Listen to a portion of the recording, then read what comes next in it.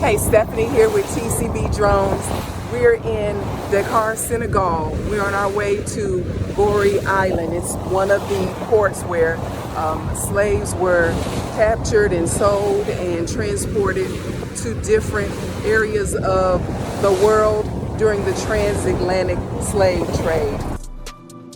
The way it looks today, you would never imagine the significance of this island for countless African people. According to the guide, for every one African forced into captivity, 6 others died.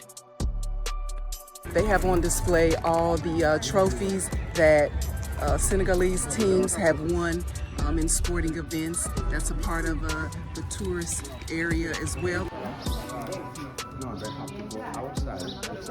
People actually still live on Goree Island. As you can see, they've transformed it into a tourist attraction.